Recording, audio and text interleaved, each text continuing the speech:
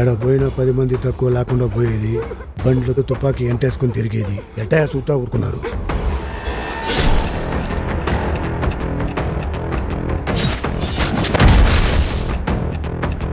వాడి తల తీసుకొచ్చుంటే ఇంకా సంతోషపడేదాన్ని.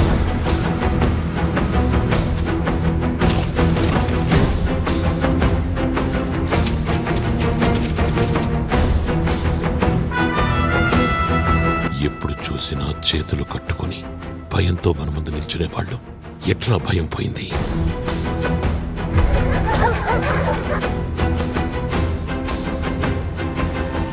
మనకు కావాల్సింది ఎవడైనా ఇచ్చిస్తాడు, మనే కొట్టి తీసుకోవాలి కదా నాయనా.